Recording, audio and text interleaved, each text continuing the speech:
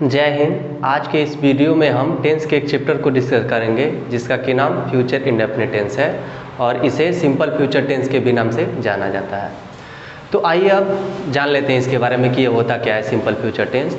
तो simple future tense को पहचानते कैसे हैं इसके वाक्यों को, तो ऐसे वाक्यों के अंत में गा गी गे ऐसे शब्द आते हैं, अर्थात ऐसे वाक्य जिसके अंत में गा गी गे रहता है उसे हम फ्यूचर इंडेफिनिट टेंस का वाक्य कहते हैं। और इसमें वर्ब होना चाहिए, यानी गा गी गे लास्ट में हो लेकिन उसके पहले वर्ब रहना चाहिए, तभी फ्यूचर इंडेफिनिट टेंस होता है। अब आइए जान लेते हैं कि इसको अंग्रेजी में ट्रांसलेट कैसे करते हैं, यानी कि इस प्रकार के वाक्यों को यानी फ्यूचर इंडेफिनिट टेंस के वाक्यों को अंग्रेजी में कैसे बनाते हैं वह देख लेते हैं। तो काफ़ी इजी है, बस ध्यान से आप सुनिए कि क्या बताया जा रहा है। तो इसमें यदि सब्जेक्ट के रूप में आई और वी रहता है, अर्थात यदि वाक्य में सब्जेक्ट के रूप में आई और वी रहे तो आई और वी सब्जेक्ट के साथ जो हेल्पिंग वर्ब हम यूज करेंगे वह शैल है, यानी आई और वी के साथ हम कौन सा हेल्पिंग वर्ब लगाएंगे, शैल।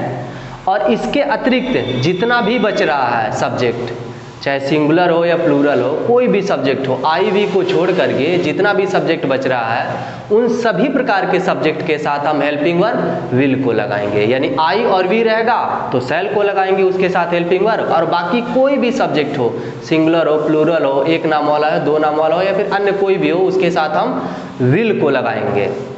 अब ये तो हो गया।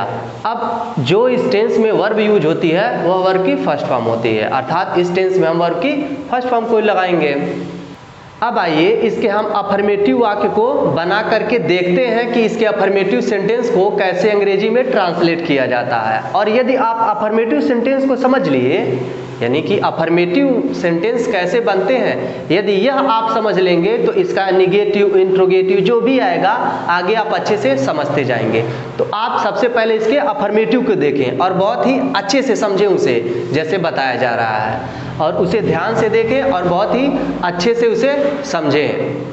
आइए अब हम इसके अफर्मेटिव वाक्यों को बनाना सीखते हैं कि कैसे बनाते हैं। यदि अफर्मेटिव आप सीख लिए तो बाकी इसका निगेटिव, इंट्रोगेटिव बहुत ही आसान आपके लिए हो जाएगा।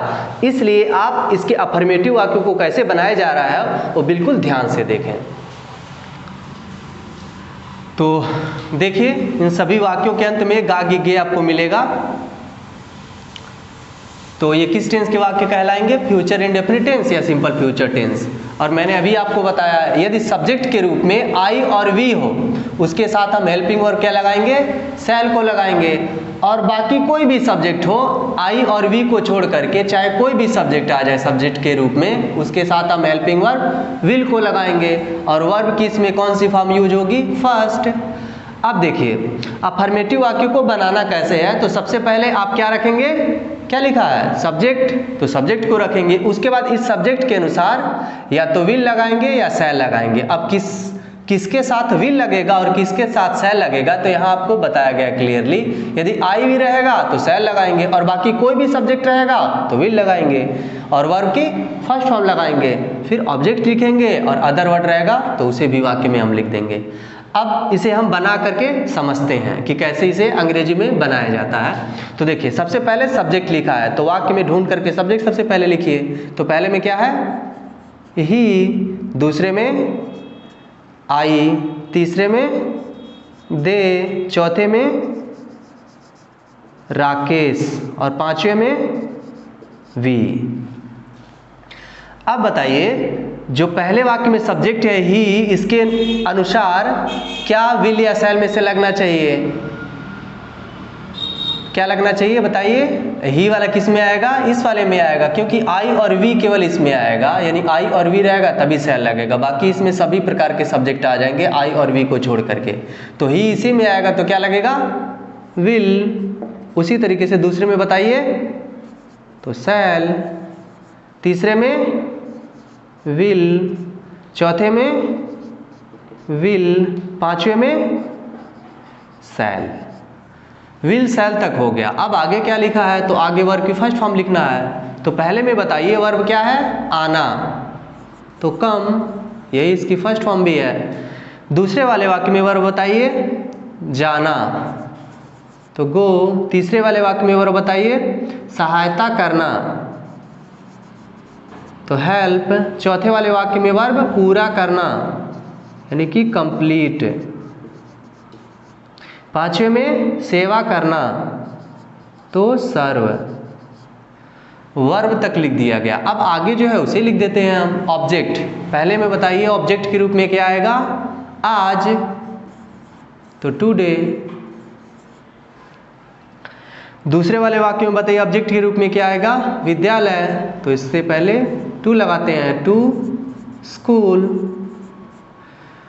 तीसरे वाले वाक्य में बताइए ऑब्जेक्ट क्या है? गरीबों की, यानी प्लूरल दिया है, तो गरीबों पुअर माने होता है, तो इसके पहले हम आर्टिकल द का यूज करेंगे, उसके बाद फिर पुअर लिखेंगे। इस तरीके से यहाँ इसका अर्थ हो गया गरीबों, यानी प्लूरल हो गया। इसमें हम यस नहीं जोड़ते हैं क्योंकि यह एडजेक्टिव है और एडजेक्टिव को प्लूरल बनाने के लिए आर्टिकल उसके पहले यूज करते हैं द, तो वह प्लूरल बन जाता है। चौथे वाले वाक्य में ऑब्जेक्ट क्या है? अपना काम, तो सब्जेक्ट कहाँ है? राकेश। इसके अनुसार अपना की अंग्रेजी क्या लगेगी? हिज, और काम का वर्क। चौथे वाले वाक्य में चौथे वाले वाक्य में ऑब्जेक्ट क्या है? अपने देश की, तो वही सब्जेक्ट के अनुसार, तो सब्जेक्ट क्या है? वी, तो वी के साथ अपने की अंग्रेजी क्या लगनी चाहिए? आवर, और देश का कंट्री।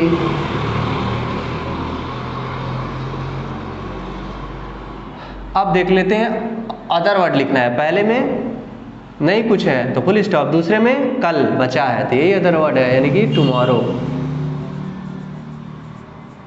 कुछ नहीं है तो फुल स्टॉप। तीसरे में देख लेते हैं कुछ बचा है? नहीं, तो इसमें भी फुल स्टॉप। चौथे में कुछ बचा है? नहीं, तो इसमें भी फुल स्टॉप। पांचवें में कुछ बचा है? नहीं, तो इसमें भी फुल स्टॉप। तो आप लोगों ने यह देखा कि कितनी आसानी से हम इस टेंस के अफर्मेटिव सेंटेंस को बनाना सीखे हैं अंग्रेजी में। इसी प्रकार यदि वाक्य निगेटिव हो तब क्या करेंगे? तो देखिए, निगेटिव बनाने के लिए इसी तरीके से आप बनाएंगे जैसा आप अफर्मेटिव वाक्यों को बना रहे थे। निगेटिव में क्या होता है? निगेटिव में बस विल और शैल के बाद हम नॉट को लगा देते हैं, बस इतना ही करना है। बाकी पहले ही जैसा आपको बनाना है, यानी विल और शैल जहां पे रहेंगे उसके बाद हमें नॉट लगा देना है। बाकी जैसे हम इसको बना रहे थे सेम तरीके से इसे भी बनाएंगे। तो चलिए इसको भी बना करके हम सीख लेते हैं और देख लेते हैं कि ये कैसे बनते हैं। तो ये वाक्य सभी नेगेटिव होंगे, सभी में नहीं मिलेगा आपको। तो अब फार्मूले पर इसको भी बनाएंगे। तो सबसे पहले क्या लिखा है? सब्जेक्ट। सब्जेक्ट को ढूंढ करके लिखिए। पहले में सब्जेक्ट क्या है? सी।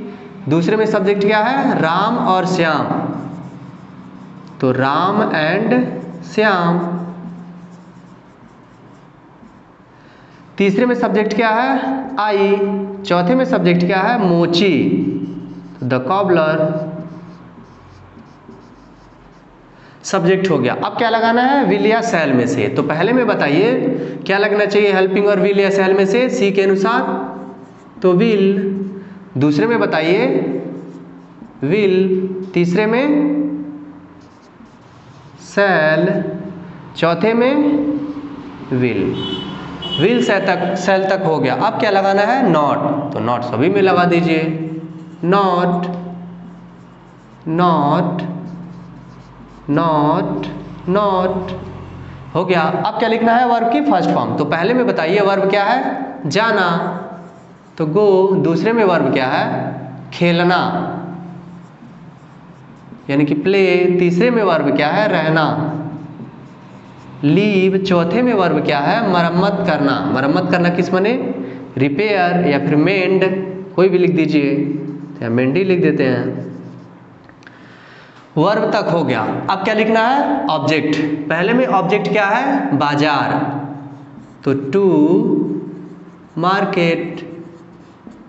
दूसरे में ऑब्जेक्ट क्या है? एक क्रिकेट, तो ए क्रिकेट। तीसरे में ऑब्जेक्ट क्या है? यहाँ, यानी कि हियर। चौथे में ऑब्जेक्ट क्या है? मेरे जूतों की, तो मेरे की अंग्रेजी माई। जूतों का शूज। ऑब्जेक्ट तक हो गया। अब देख लेते हैं वाक्य में अदर वर्ड भी है। तो पहले में कुछ नहीं है तो फुल स्टॉप। दूसरे में भी, इसमें भी कुछ नहीं बचा तो फुल स्टॉप। तीसरे में इसमें भी कुछ नहीं बचा तो फुल स्टॉप। चौथे में इसमें आज है तो आज को लिख दीजिए टुडे। अब कुछ नहीं बचा तो फुल स्टॉप। तो इस प्रकार से हम इस टेंस के नेगेटिव वाक्यों को बनाते हैं, यानी कि विल और शैल के बाद हम नॉट रख देते हैं तो इसका नेगेटिव सेंटेंस ये लिखा गया है विल प्लस नॉट बराबर ओंट, शैल प्लस नॉट बराबर सेंट। ये क्या है तो देखिए ये विल और नॉट का ये शॉर्ट फॉर्म है, यानी विल और नॉट को यदि हम शॉर्ट फॉर्म में लिखना चाहते हैं तो ये हम लिख सकते हैं। उसी तरीके से शैल और नॉट को हम यदि शॉर्ट फॉर्म में लिखेंगे तो ये लिख सकते हैं सेंट। यानी कि जैसे मान लीजिए यहाँ पे लिखा है विल नॉट की जगह यदि हम इसको भी कर देते हैं ओंट को, तब भी ये वाक्य सही होगा। क्यों? क्योंकि इसी का ये शॉर्ट फॉर्म है। उसी तरीके से शैल नॉट, यानी शैल नॉट की जगह यदि हम सेंट को लिख देते हैं तो ये भी सही है। क्यों? क्योंकि इसी का ये क्या है शॉर्ट फॉर्म है। तो आप इस बात का ध्यान रखें, चाहे मतलब विल नॉट बराबर चाहे विल नॉट के जगह ओंट लिखा हो तब भी सही है, या फिर शैल नॉट के जगह सेंट लिखा हो तब भी सही है। तो इस बात को भी आपको ध्यान रखना है कि विल नॉट बराबर ओंट होता है और शैल नॉट बराबर सेंट होता है। अब आइए इसके हम इंट्रोगेटिव वाक्यों को अंग्रेजी में कैसे ट्रांसलेट करेंगे वह समझ लेते हैं। तो इंट्रोगेटिव में जिस प्रकार का वाक्य रहेगा, यानी कि जो क्या शब्द से शुरू होता है, या फिर जिसमें क्वेश्चन वर्ड बीच में आते हैं, या फिर जिसमें क्वेश्चन वर्ड और नाउन आते हैं, या फिर कौन, इन सबको हम एक ही फार्मूले से समझेंगे। ये अच्छे से आपको समझाया जाएगा। तो आप इस वीडियो को अच्छे से आप इस वीडियो को बहुत ही ध्यान से देखें और हमारी बातों को सुने कि क्या कहा जा रहा है। तो देखिए यदि वाक्य क्या से शुरू होता है तो हमको पता ही है कि हम सबसे पहले हेल्पिंग वर्ब को रखते हैं, तो बना लेते हैं। देखिए ये दोनों वाक्य क्या से शुरू हुए हैं, तो हम इसको कहाँ से बनाना शुरू करेंगे हेल्पिंग वर्ब से, यानी इसमें हेल्पिंग वर्ब क्या है विल और शैल, तो यहाँ से हम इसको बनाना शुरू करेंगे। तो चलिए बना करके सीखते हैं और समझते हैं कि कैसे किसको बनाते हैं। तो पहले में बताइए विल या शैल में से सब्जेक्ट के अनुसार क्या लगना चाहिए, तो विल। दूसरे में बताइए विल या शैल के अनुसार सब्जेक्ट में क्या लगना चाहिए, तो विल। अब क्या लिखा है विल या शैल हो गया, अब क्या लिखा है सब्जेक्ट। तो पहले में क्या है सब्जेक्ट वह, तो सी। दूसरे में क्या है सब्जेक्ट वे, तो दे। अब क्या लिखना है वर्ब की फर्स्ट फॉर्म। पहले में वर्ब क्या है याद करना, तो लर्न। दूसरे में वर्ब क्या है आना, यानी कि कम। अब ऑब्जेक्ट लिखना है। पहले में बताइए ऑब्जेक्ट क्या है अपना पाठ, तो सब्जेक्ट के अनुसार अपने की अंग्रेजी क्या लगनी चाहिए हर पाठ का लेसन। इसमें देख लेते हैं ऑब्जेक्ट क्या है, तो आज, यानी कि टुडे। ऑब्जेक्ट तक हो गया। अदर वर्ड अब लगाना। देखिए अदर वर्ड है इसमें, हाँ बचा है आज, तो टुडे। और इसमें कुछ नहीं है तो क्वेश्चन मार्क। इसमें देख लेते हैं, इसमें भी कुछ नहीं है तो क्वेश्चन मार्क। इसको तो हम समझ लिए कि क्या वाला कैसे बनता है, लेकिन यदि क्वेश्चन वर्ड बीच में आ जाए तब तो कोई दिक्कत नहीं है। क्वेश्चन वर्ड बीच में आ जाएगा तो उसकी अंग्रेजी आप सबसे पहले लिख देंगे, और यदि उस वाक्य में नाउन भी रहेगा क्वेश्चन वर्ड के साथ तो क्वेश्चन वर्ड के बाद नाउन लिख देंगे। बस ऐसे ही करना है। जैसे तीसरा और चौथा, देखिए ये क्वेश्चन वर्ड वाले हैं और नाउन वाला भी एक है, तो जैसा रहेगा उसको हम उस तरीके से बनाएंगे। तो अब यहाँ से हमको बनाना इन दोनों को चालू करना है, क्योंकि क्वेश्चन वर्ड इसमें आए हुए हैं ना, तो सबसे पहले इन्हीं की अंग्रेजी लिखी जाती है। तो तीसरे वाले वाक्य में बताइए क्वेश्चन वर्ड क्या है कब, यानी कि व्हेन। दूसरे में बताइए क्वेश्चन वर्ड क्या है कौन सी, तो विच। नाउन लिखना है। तो तीसरे वाले वाक्य में देख लेते हैं नाउन है नहीं, चौथे वाले वाक्य में देख लेते हैं नाउन है, हाँ है पुस्तक, तो उसकी अंग्रेजी लिख देंगे बुक। अब विल या शैल में से कोई एक लगाना है। तो आप बताइए तीसरे में सब्जेक्ट के अनुसार विल या शैल में से क्या लगना चाहिए, तो विल। दूसरे में बताइए विल या शैल में से क्या लगना चाहिए विल। अब सब्जेक्ट लिखना है। तो तीसरे में सब्जेक्ट बताइए क्या है उसके पिताजी, तो हिज या हर फादर। चौथे में बताइए सब्जेक्ट क्या है आप, यानी कि यू। अब क्या लिखना है वर्ब की फर्स्ट फॉर्म। तो तीसरे में बताइए वर्ब क्या है जाना, यानी कि गो। चौथे में बताइए वर्ब क्या है खरीदना, यानी कि बाई। ऑब्जेक्ट लिखना है। पहले में देख लीजिए ऑब्जेक्ट है, हाँ है कार्यालय, तो टू ऑफिस। चौथे वाले वाक्य में देख लेते हैं, ऑब्जेक्ट है हाँ आज, तो टुडे। अब देख लेते हैं अदर वर्ड है या नहीं, तो तीसरे में नहीं है तो क्वेश्चन मार्क, चौथे में इसमें भी कुछ नहीं है तो क्वेश्चन मार्क। तो इस प्रकार से हम ऐसे वाक्यों को अंग्रेजी में ट्रांसलेट करते हैं। अब अलावा तो उसे हम कैसे बनाएंगे, तो भी बहुत इजी है। उसमें क्या होता है, उसे हम अफर्मेटिव के जैसे बनाते हैं। यानी अफर्मेटिव में जहाँ सब्जेक्ट लिखा था उसी फार्मूले में जहाँ पर सब्जेक्ट लिखा था वहीं पर आप सब्जेक्ट की जगह हु को रख दीजिए बस। इस प्रकार से कौन वाला वाक्य बन जाएगा। जैसे ये पांचवा दिया है कौन वाला है, तो सबसे पहले अफर्मेटिव में क्या आप लिखे थे, सब्जेक्ट। तो इसमें सब्जेक्ट क्या है, तो अभी हमने बताया ये कौन शब्द है, तो हु। अब क्या लिखना है, विल या शैल। तो जब सब्जेक्ट हु है तो इसके अनुसार बताइए क्या लगेगा, विल या शैल। तो विल लगेगा क्योंकि आई भी तो सब्जेक्ट है ही नहीं, तो विल।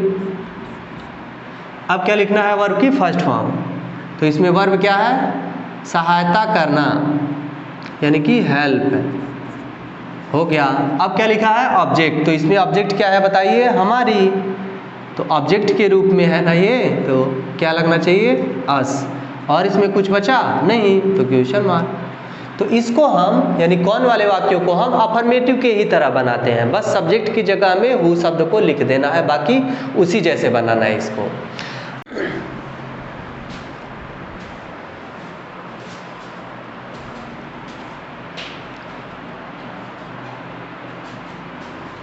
हाँ, तो पहले वाले वाक्य में बताइए अदर वर्ड है नहीं तो फुल स्टॉप।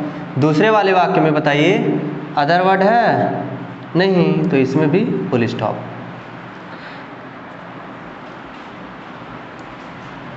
तो इस प्रकार से हम इस टेंस के वाक्यों, तो इस प्रकार से हम फ्यूचर इंडेफिनिट टेंस के वाक्यों को अंग्रेजी में ट्रांसलेट करते हैं।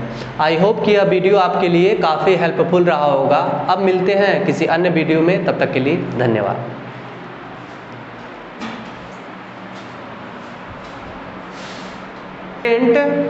वाक्य देख लीजिए, जैसे कि कभी कभी क्या होता है, आई के साथ हम देखते हैं शैल लगा रहता है। तो ऐसा कब होता है, तो ऐसा क्यों होता है, तो ऐसा इसीलिए होता है क्योंकि उस वाक्य में या तो आवश्यकता का भाव होगा, या फिर अनिवार्यता का रहेगा, दृढ़ता का रहेगा, या फिर धमकी का भाव रहेगा। तो यदि वाक्य में आवश्यकता, अनिवार्यता, दृढ़ता या फिर धमकी का भाव हो तो ऐसे वाक्यों को बनाने के लिए हम क्या करेंगे, उसका उल्टा हो जाता है। यानी आई और वी के साथ जहाँ पर हम शैल लगाते हैं वहाँ पे अब हम क्या लगाएंगे, विल लगाएंगे। क्यों, क्योंकि उसमें आवश्यकता, अनिवार्यता या फिर धमकी ऐसा भाव प्रतीत होगा तब। तो आइए अब हम देख लेते हैं। जैसे इस वाले वाक्य में देखिए जो नोट के नीचे लिखा है, मैं आपको जान से मार दूंगा। इसमें देखिए, इसमें धमकी दी जा रही है, यानी जान से मारने की, तो है ना, ये कंडीशन कुछ बता रहा है, ठीक है। तो इसमें धमकी की बात की गई है। दूसरे वाले वाक्य में देख लेते हैं, आज मैं अपना काम अवश्य करूंगा। इसमें आवश्यकता की बात हो रही है कि आज मैं अपना काम जरूर करूंगा। तो दोनों में है ना ये कंडीशन। तो इसमें हम क्या करेंगे, आई के साथ हम क्या करेंगे, आई के साथ हम शैल नहीं लगाएंगे। क्यों, क्योंकि इसमें से कोई भाव है ना, तो आई के साथ हम क्या लगाएंगे, विल को लगाएंगे। तो ध्यान रखें आप। तो अब बताइए तो इसे कैसे बनेगा, तो इसी फार्मूले पर बनेगा। बस आई के साथ हमें शैल लगा देना है, अफर्मेटिव वाले फार्मूले से ही बनाएंगे। तो सबसे पहले सब्जेक्ट लिखा है, तो इसमें सब्जेक्ट क्या है, आई। दूसरे में सब्जेक्ट क्या है, इसमें भी है आई। अब क्या लिखना है, विल या शैल। तो आपको पता ही है किसका भाव है, धमकी का, तो क्या लगेगा, विल। दूसरे में इसमें आवश्यकता का भाव है, तो इसमें भी क्या लगना चाहिए, विल। तो विल या शैल में से हो गया। अब क्या लगाना है, वर्ब की फर्स्ट फॉर्म। तो पहले में वर्ब क्या है, जान से मारना, यानी कि किल। दूसरे में वर्ब क्या है, करना, तो डू। अब क्या लिखना है, ऑब्जेक्ट।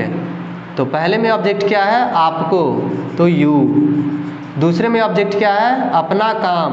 तो आई के साथ अपना की अंग्रेजी क्या लगनी चाहिए, माई। और काम का वर्क। अब देख लेते हैं इसमें कुछ बचा अदर वर्ड, नहीं तो क्यों। अब देख लेते हैं इसमें कुछ बचा नहीं, तो हम क्या लगाएंगे फुल स्टॉप।